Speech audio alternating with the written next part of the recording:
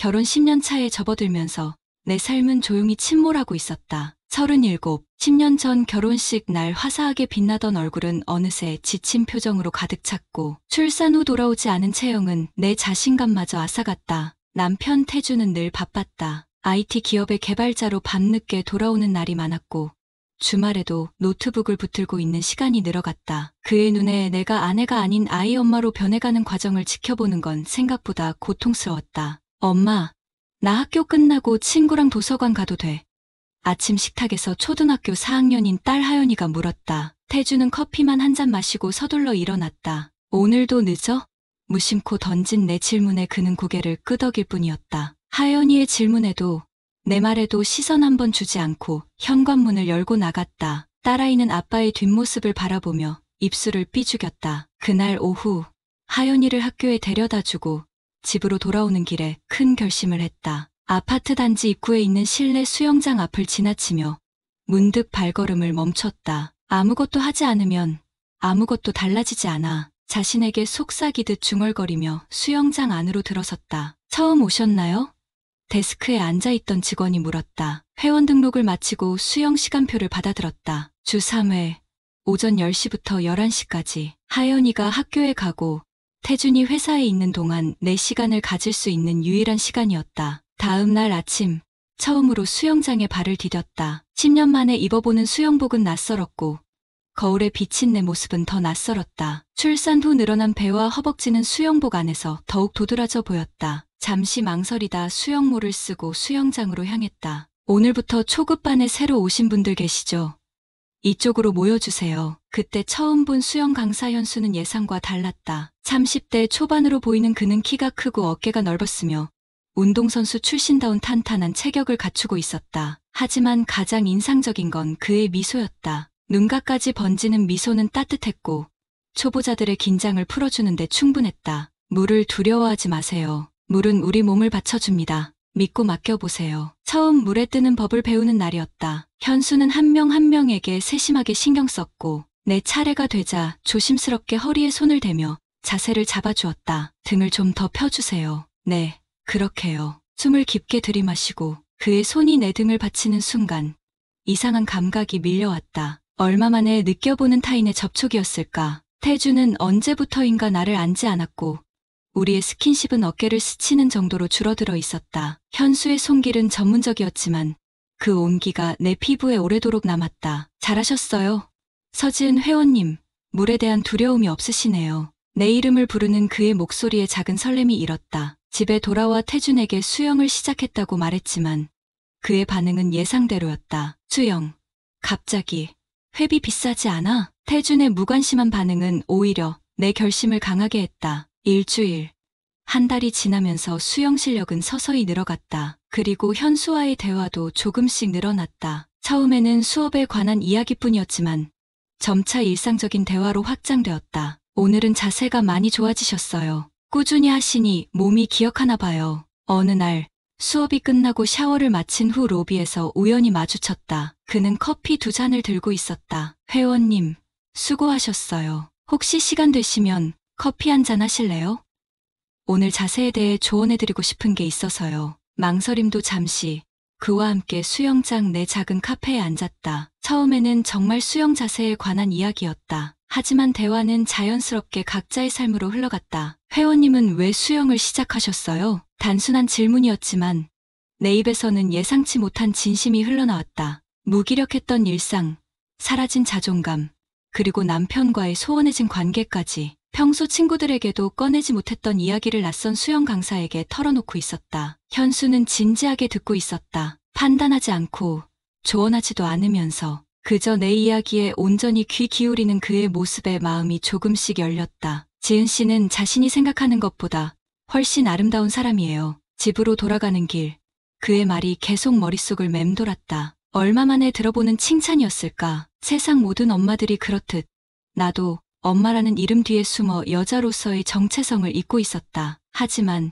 현수의 눈빛은 내가 아직 한 사람의 여성으로 존재한다는 것을 일깨워주는 것 같았다. 태주는 내 변화를 눈치채지 못했다. 아침마다 조금 더 신경 써서 화장을 하고 오랫동안 입지 않았던 원피스를 꺼내 입어도 그의 눈에는 들어오지 않았다. 오히려 하연이가 먼저 알아챘다. 엄마, 요즘 예뻐졌어. 수영해서 그런가? 아이의 순수한 말에 마음이 아렸다. 사실 변한 건 외모보다 내면이었다. 수영장에서 보내는 시간은 단순한 운동 시간이 아니었다. 그곳에서 나는 누군가의 아내도 누군가의 엄마도 아닌 그저 나 자신으로 존재할 수 있었다. 하지만 그것이 전부가 아니었다. 점점 현수를 의식하게 되는 나 자신을 발견했다. 그의 수업 시간을 기다리고 그가 내 자세를 교정해 주길 바라며 우연한 접촉에 심장이 빨라지는 것을 느꼈다. 이런 감정이 단순한 호감인지 아니면 더 위험한 무언가인지 구분하기 어려워졌다. 어느 날 현수는 수업 후 다시 커피를 제안했다. 이번에는 수영장 카페가 아닌 아파트 단지 밖의 조용한 카페였다. 주변 눈치를 살피며 그를 따라 나섰다. 이것이 단순한 사제 관계를 넘어선다는 것을 직감적으로 알았지만 발걸음을 멈추지 못했다. 지은 씨, 요즘 많이 달라지셨어요. 물속에서의 움직임이 더 자유로워 보여요. 현수의 말에 고개를 들어 그의 눈을 마주했다. 단순한 칭찬이 아니라는 것을 우리 둘 다 알고 있었다. 가슴 한쪽이 무겁게 가라앉는 느낌이 들었다. 죄책감이었을까? 아니면 설렘이었을까? 그날 밤, 태준이 늦게 돌아왔을 때 나는 이미 잠든 척했다. 하지만 실제로는 한참 동안 천장을 바라보며 생각에 잠겼다. 내가 지금 하고 있는 행동이 무엇인지, 어디로 향하고 있는지 스스로에게 물었다. 그러나 명확한 답을 찾지 못한 채 다음 수영 수업을 기다리는 내 모습을 발견했다. 다시 한번 물속에 몸을 맡기며 생각했다. 이것은 단순한 수영이 아니었다. 나는 물속에서 다시 숨 쉬는 법을 배우고 있었다. 질식할 것 같던 일상에서 벗어나 새로운 감각으로 세상을 느끼고 있었다. 그리고 그 과정에서 현수라는 예상치 못한 존재가 내 삶에 파문을 일으키고 있었다. 그 파문이 어디까지 번질지, 어떤 결과를 가져올지는 아직 알 수 없었다. 하지만 한 가지 확실한 것은 물속에서 내 몸이 기억하기 시작한 것은 단순한 수영 동작만이 아니라는 점이었다. 수영을 시작한 지 2달째, 나의 몸은 조금씩 변하고 있었다. 팔과 어깨 근육이 생기고 허리 라인이 살아났다. 거울 앞에 서면 예전과는 다른 내 모습이 보였다. 하지만 더 큰 변화는 내면에서 일어나고 있었다. 물속에 있는 시간이 늘어날수록 일상의 무게는 가벼워지는 느낌이었다. 현수가 내 자세를 교정해주는 시간은 수업의 하이라이트였다. 이제는 그의 손길을 기다리게 되었고 그 온기가 닿는 순간 심장이 빠르게 뛰었다. 나는 이 감정이 단순한 호기심이 아니라는 것을 점점 더 분명히 알아갔다. 오늘은 개인 레슨을 해드릴게요. 수업 후에 30분만 남아주실 수 있나요? 현수의 제안에 망설임 없이 고개를 끄덕였다. 일반 수업이 끝나고 다른 회원들이 모두 나간 후 수영장은 이상하게 조용해졌다. 물 표면에 일렁이는 빛과 우리 둘만 남은 공간. 시간이 멈춘 듯 했다. 팔을 좀 더 크게 뻗어보세요. 그래야 추진력이 생깁니다. 그의 손이 내 팔을 따라 움직였다. 직업적인 터치라고 치부하기엔 너무 오래 머물렀다. 나는 얼굴이 뜨거워지는 것을 느꼈다. 수영장 물은 차가웠지만 내 몸은 점점 뜨거워졌다. 개인 레슨 후 샤워실에서 오래 머물렀다. 차가운 물로 몸을 씻으며 마음을 가라앉히려 했지만 머릿속에서는 계속해서 현수의 모습이 맴돌았다. 나는 이미 위험한 물살에 휩쓸리고 있었다. 로비로 나오자 현수가 기다리고 있었다. 운동복이 아닌 캐주얼한 사복 차림이었다. 처음 보는 그의 일상 모습에 심장이 다시 뛰기 시작했다. 오늘 개인 레슨 어땠어요? 혹시 저녁 식사할 시간 되세요? 내 입에서 나온 대답은 이미 정해져 있었던 것 같았다. 네, 괜찮아요. 우리는 수영장에서 조금 떨어진 조용한 이탈리안 레스토랑으로 향했다. 아는 사람을 만날까 걱정했지만 이상하게도 설렘이 더 컸다. 레스토랑의 은은한 조명 아래 현수는 수영장에서보다 더 매력적으로 보였다. 와인 한 잔에 긴장이 풀리면서 대화는 자연스럽게 흘러갔다. 운동복 말고 다른 옷 입은 모습도 보고 싶었어요. 역시 예쁘시네요. 그의 직설적인 칭찬에 얼굴이 붉어졌다. 태준에게서 마지막으로 예쁘다는 말을 들은 게 언제였는지 기억도 나지 않았다. 하지만 이내 죄책감이 밀려왔다. 내가 지금 무슨 짓을 하고 있는 건지, 이건 단순한 친목이 아니라는 것을 알면서도. 가정은 어떠세요?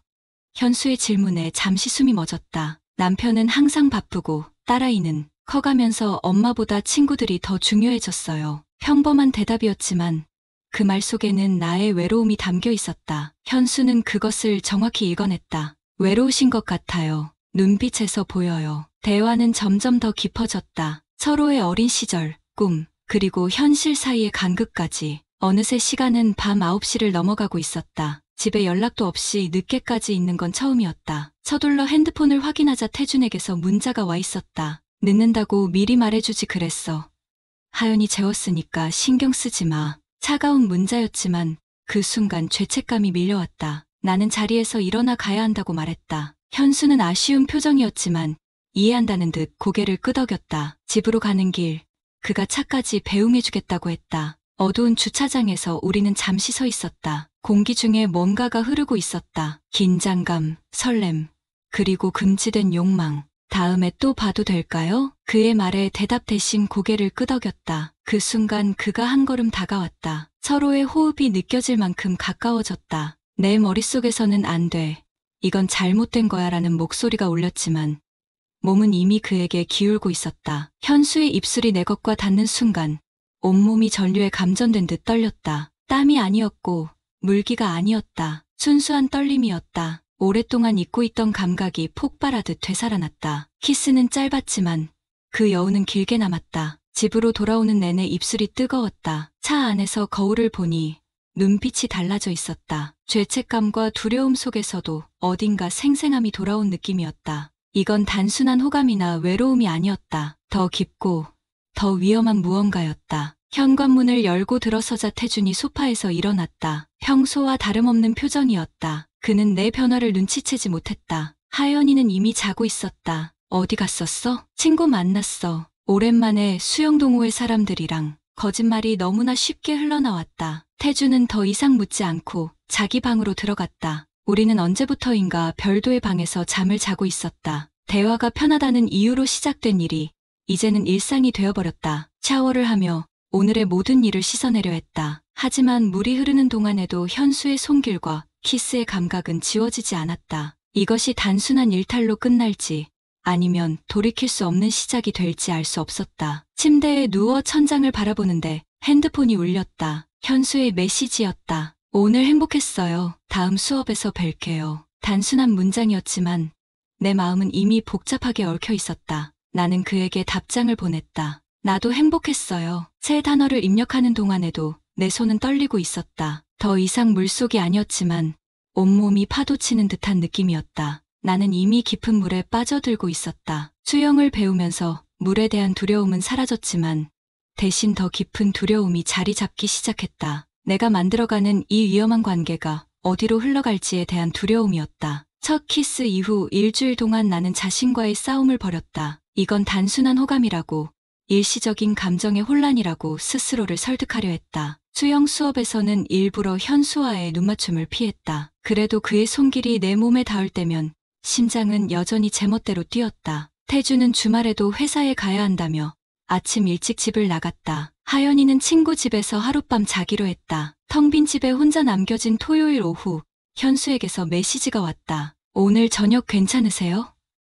제가 아는 좋은 곳이 있어요. 10번도 넘게 답장을 썼다 지웠다. 마지막에는 단순히 네라는 한 글자만 남겼다. 그날 저녁 7시, 우리는 강남의 고급 호텔 앞에서 만났다. 현수는 평소보다 더 단정한 차림이었다. 그의 눈빛에서 오늘이 특별한 날이라는 것을 직감적으로 알 수 있었다. 스파 예약했어요. 수영하는 사람들에게 좋은 곳이에요. 호텔 로비를 지나 스파 시설로 향하는 동안 심장이 터질 듯이 뛰었다. 이게 정말 내가 원하는 것인지, 이대로 가도 되는 것인지 혼란스러웠다. 하지만 발걸음은 자연스럽게 그를 따랐다. 호텔 스파는 생각보다 고급스러웠다. 실내 수영장과 사우나, 그리고 개인 월풀 욕조까지 갖춘 공간이었다. 리셉션에서 현수는 미리 예약한 듯 직원과 간단한 대화를 나눈 후 열쇠를 받았다. 그리고 우리는 프라이빗 스파룸으로 향했다. 방 안으로 들어서는 순간 현실감이 사라졌다. 은은한 조명, 테이블 위에 놓인 과일과 샴페인,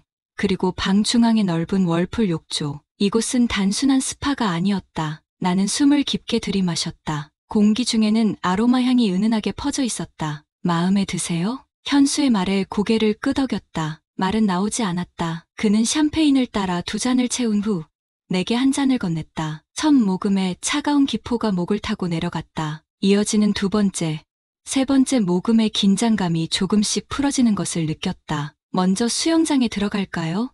현수가 제안했다. 수영장은 생각보다 작았지만 우리 둘만의 공간이었다. 현수가 수영복을 입으러 화장실로 들어간 사이 나는 다시 한번 자신에게 물었다. 정말 이대로 괜찮은 건지. 하지만 이미 마음은 결정한 듯했다. 수영장에서의 시간은 마치 꿈처럼 흘러갔다. 현수는 평소 수업에서보다 더 자주, 더 오래 내 몸에 손을 대었다. 교정이라는 핑계 아래 그의 손은 내 등, 허리, 때로는 허벅지까지 향했다. 나도 그의 단단한 몸에 손을 대기 시작했다. 물속에서의 접촉은 더 자연스럽게 느껴졌다. 수영 후 샤워를 하고 나오자 현수는 월풀 욕조를 채워두었다. 거품이 이는 따뜻한 물속으로 들어가니 온몸의 근육이 풀어지는 것 같았다. 현수도 내 옆에 앉았다. 우리 사이의 거리는 점점 좁아졌다. 이건 잘못된 거예요. 마침내 내 입에서 나온 말이었지만 그것은 마지막 저항의 표현 같았다. 현수는 말없이 내 얼굴을 손으로 감싸 쥐었다. 그리고 부드럽게 키스했다. 처음보다 더 깊고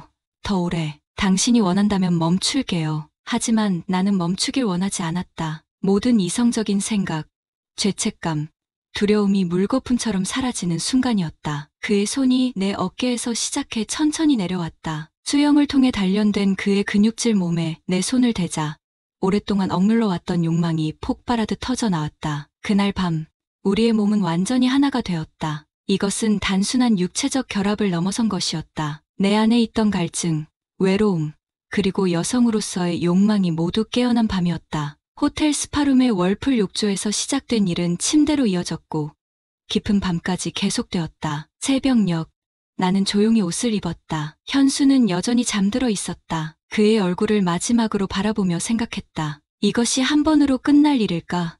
이미 알고 있었다. 그렇지 않을 것이라는 것을. 집으로 돌아가는 택시 안에서 온몸이 그의 흔적으로 가득한 것 같았다. 샤워를 2번이나 했는데도 그의 손길과 입술의 감각이 여전히 남아있었다. 집에 도착해 열쇠를 넣기 전 깊게 숨을 들이마셨다. 아무도 없을 거라 생각했지만 태준이 소파에 앉아 있었다. 어디 갔었어? 태준의 눈에는 의심이 가득했다. 그는 내가 전화를 받지 않았다며 불안했다고 말했다. 하연이가 집에 돌아왔으나 엄마가 보이지 않자 불안해했다는 것이다. 태준이 집에 와 있을 거라곤 예상치 못했다. 일이 갑자기 취소되었다고 했다. 친구와 함께 있었어. 휴대폰이 무음이라 못 받았네. 거짓말이 점점 더 쉬워지고 있었다. 태준은 더 묻지 않았다. 그는 여전히 내 변화를 눈치채지 못하는 것 같았다. 하지만 하연이는 달랐다. 아침 식탁에서 딸아이가 물었다. 엄마, 왜 어제 안 왔어?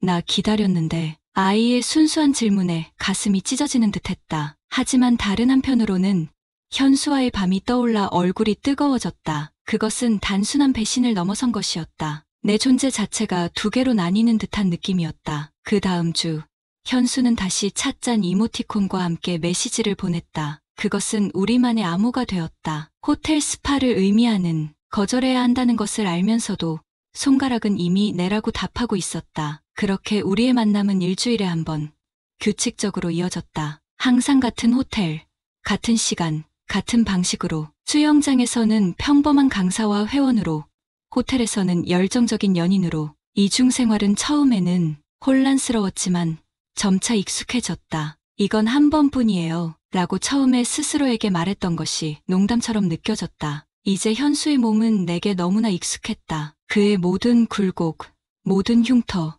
모든 강약점까지. 몸이 기억하는 건 수영 동작만이 아니었다. 본능적으로 서로를 찾는 두 사람의 욕망까지도. 하지만 수면 위로 보이는 평온함과 달리 내면에서는 점점 더 큰 파도가 일고 있었다. 죄책감, 흥분, 두려움, 그리고 욕망이 뒤섞인 감정의 소용돌이. 불륜이 시작된 지 3달째. 나는 2개의 삶을 완벽하게 살아가고 있었다. 한쪽에서는 엄마이자 아내로, 다른 한쪽에서는 욕망에 충실한 여자로. 일주일의 시간을 정확히 분배하는 법을 배웠다. 화요일과 금요일은 현수와의 시간, 나머지는 가족과의 시간, 그리고 그 사이에서 나는 점점 더 능숙하게 거짓말을 했다. 태주는 회사 프로젝트가 바쁘다며 주말에도 일하는 날이 많아졌다. 그가 없는 시간에 현수는 종종 우리 동네 근처까지 오기도 했다. 하연이가 친구네 집에 놀러 갔을 때 우리는 조심스럽게 내 집에서 시간을 보내기도 했다. 그것은 위험한 도박이었지만 위험이 주는 짜릿함은 우리의 관계를 더 뜨겁게 만들었다. 돌아가야 해요. 매번 헤어질 때마다 현수는 아쉬움을 감추지 못했다. 그는 점점 더 많은 것을 원했다. 단순한 육체적 관계를 넘어 감정적 결합까지. 그의 눈빛에서 나는 위험한 신호를 읽었지만 이미 너무 깊이 빠져 있었다. 어느 날 저녁, 태준이 예고 없이 일찍 귀가했다. 나는 방금 샤워를 마치고 나오는 중이었다. 얼마 전까지 현수와 함께 있었던 터라 마음이 불안했다. 얼굴에 죄책감이 드러나지 않길 바라며 태연한 척했다. 오늘 일찍 왔네? 태준은 평소와 달리 내 얼굴을 유심히 살펴보았다. 그리고 갑자기 내게 다가와 냄새를 맡았다. 그 순간 심장이 멈추는 듯했다. 그가 현수의 향수 냄새를 알아챘을까? 불이 나게 샤워를 했지만 혹시 남아있는 향이 있을까 봐 두려웠다. 새 샴푸 썼어? 응.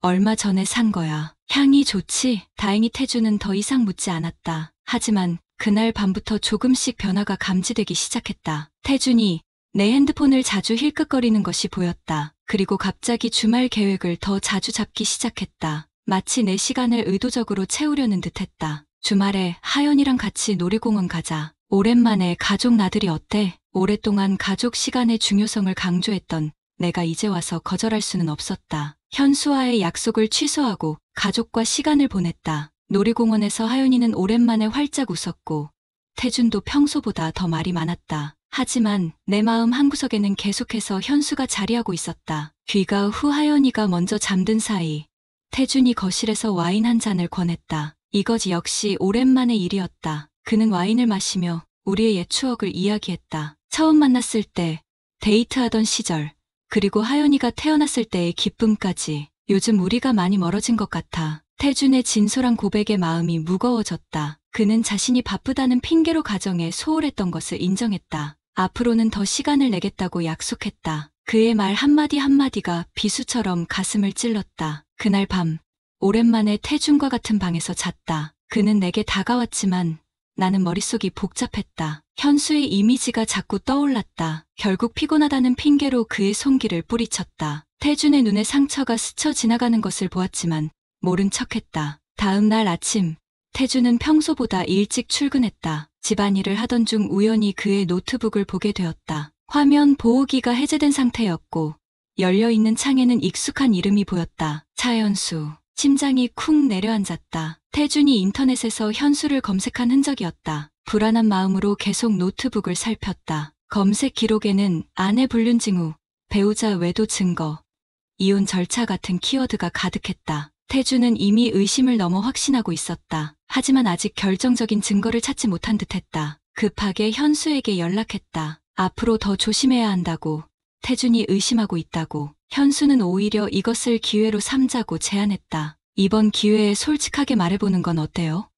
우리가 진짜로 원하는 게 뭔지. 현수의 말은 내게 더 큰 혼란을 가져왔다. 그가 바라는 것은 단순한 불륜 관계가 아니라 나와의 미래였다. 그는 내가 태준과 이혼하고 자신에게 오길 바라고 있었다. 그날 이후 태준의 변화는 더욱 뚜렷해졌다. 그는 내 일정을 더 자주 물었고 갑자기 수영장까지 데리러 오겠다고 제안했다. 어쩔 수 없이 현수와의 만남 빈도를 줄일 수밖에 없었다. 하지만 그럴수록 현수는 더 간절해졌다. 한 주가 지나고 돌아오던 어느 저녁, 태준이 거실 테이블 위에 내 속옷을 올려놓고 기다리고 있었다. 그것은 내가 현수와 만났던 날 입었던 속옷이었다. 태준의 눈에는 분노보다 깊은 슬픔이 가득했다. 이게 내 거 맞지?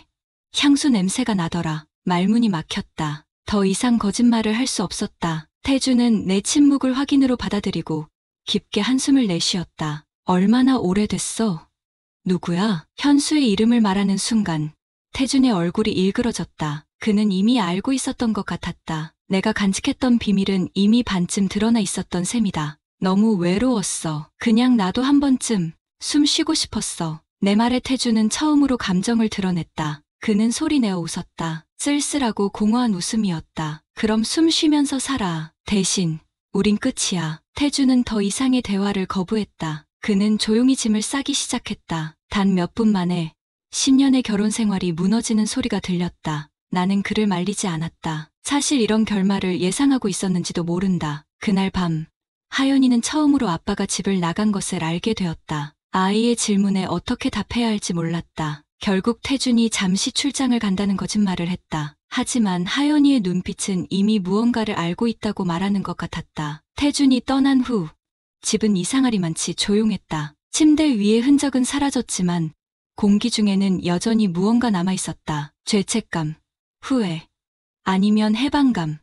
복잡한 감정을 추스르기 어려웠다. 다음 날, 현수에게 상황을 알렸다. 그는 예상대로 기뻐했다. 우리가 이제 진짜로 함께할 수 있다고. 하지만 내 마음속 어딘가에서는 경고음이 울리고 있었다. 이것이 정말 내가 원하는 것인지 이제 와서 의문이 들기 시작했다. 태준이 집을 나간 지 일주일이 지났을 무렵 변호사를 통해 이혼 서류가 도착했다. 모든 과정이 예상보다 빠르게 진행되었다. 태준은 직접 만나려 하지 않았고 모든 의사소통은 변호사를 통해 이루어졌다. 재산 분할에 대해서도 그는 놀라울 정도로 관대했다. 오직 하나의 조건만 내걸었다. 하연이의 양육권을 공동으로 나누자는 것. 주 양육자는 내가 되지만 이틀은 아빠와 지내는 조건이었다. 처음 변호사가 그 조건을 전했을 때 거절하려는 마음이 들었다. 하지만 하연이를 생각하면 그럴 수 없었다. 태주는 나름대로 좋은 아버지였다. 바쁘기는 했지만 딸을 사랑하는 마음은 진심이었다. 그리고 모든 일의 원인 제공자는 내가 분명했다. 이혼 서류에 사인하는 순간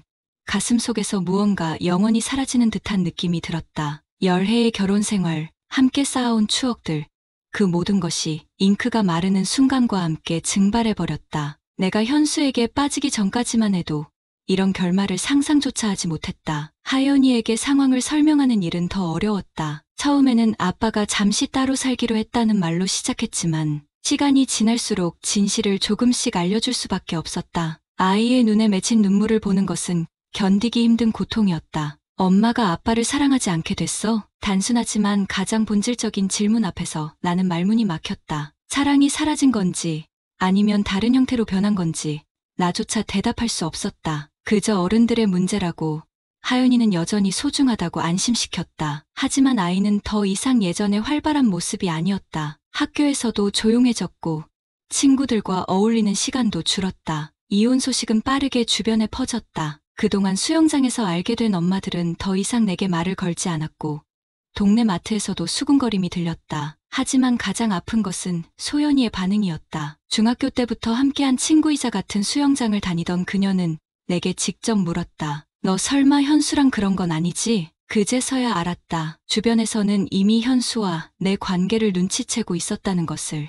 오히려 뒤늦게 들킨 것이 신기할 정도였다. 소연이에게 진실을 털어놓았을 때 그녀의 표정은 실망과 걱정이 뒤섞여 있었다. 그녀의 충고는 단호했다. 현수, 너만 처음이 아니야. 그 사람 수영장 여회원들 사이에선 유명해. 소연이의 말은 가슴에 비수처럼 꽂혔다. 그녀에 따르면 현수는 이전에도 유부녀 회원과 관계를 맺었다가 이혼 후 떠난 적이 있다고 했다. 그 여성은 지금 다른 동네로 이사 갔다고. 처음에는 믿기 힘들었지만 자세히 생각해보면 현수가 나를 접근하는 방식이 너무 능숙했다. 마치 이전에도 여러 번 해봤던 것처럼. 이 모든 혼란 속에서도 현수와의 관계는 계속되었다. 이제 숨어 다닐 필요가 없어진 만큼 그는 더 자주 내 집을 찾아왔다. 하지만 하연이가 있을 때는 의식적으로 피했다. 아이가 힘든 시기를 보내고 있다는 것을 알았기 때문이다. 시간이 흐를수록 현수와의 관계는 변하기 시작했다. 수면 위로 떠오른 관계는 더 이상 예전처럼 짜릿하지 않았다. 금지된 욕망이 아닌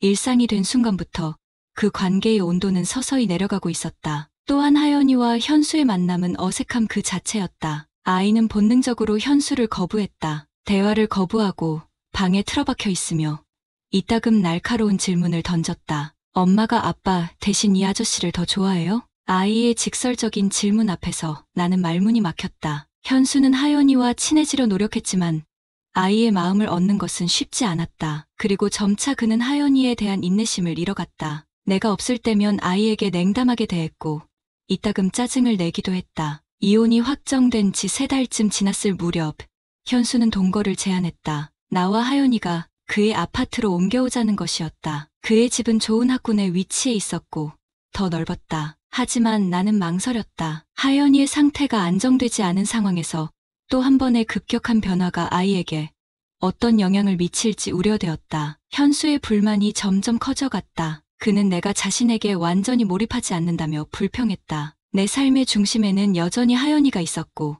그는 그 사실을 받아들이기 힘들어했다. 열정적인 연인이었던 그는 점차 일상의 짜증과 현실의 무게를 견디지 못하는 모습을 보였다. 어느 날 밤 하연이가 아빠 집에서 자는 날이었다. 현수와 저녁을 먹다가 우연히 그의 핸드폰을 보게 되었다. 화면에 다른 여성과의 메시지가 떠 있었다. 낯선 이름이었지만 대화의 내용은 낯설지 않았다. 사짠 이모티콘과 숫자 암호, 우리가 사용하던 것과 동일한 패턴이었다. 그 순간 모든 것이 명확해졌다. 소연이의 경고, 현수의 능숙함, 그가 나를 쉽게 유혹할 수 있었던 이유까지. 그는 여전히 다른 여성들과 관계를 맺고 있었다. 그리고 아마도 나 역시 언젠가는 버려질 운명이었을 것이다. 집으로 돌아오는 길, 처음으로 내가 선택한 길에 대한 진정한 후회가 밀려왔다. 이것은 단순한 외로움이나 실수가 아니었다. 내가 나의 욕망에 휩쓸려 소중한 것들을 모두 파괴한 결과였다. 가정, 결혼, 하연이의 행복한 일상까지. 현수와의 관계는 곧 끝났다. 그는 처음에는 필사적으로 변명했지만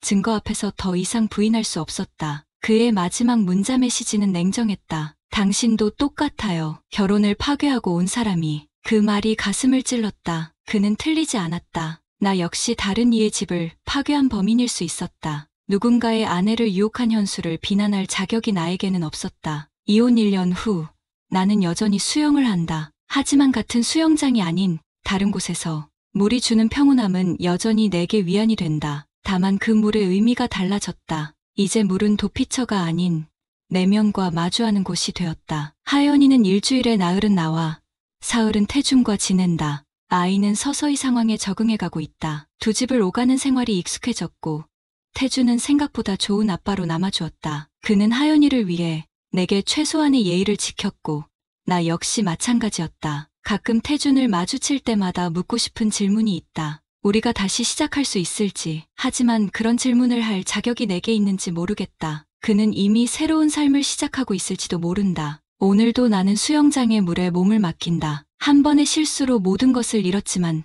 그 대가로 얻은 깨달음이 있다. 나는 수영을 통해 자유로워지고 싶었지만 결국 더 깊은 곳으로 빠져버렸던 것이다. 이제는 그 물속에서 나 자신을 찾아가는 중이다. 천천히, 조금씩 수면 위로 올라오기 위해.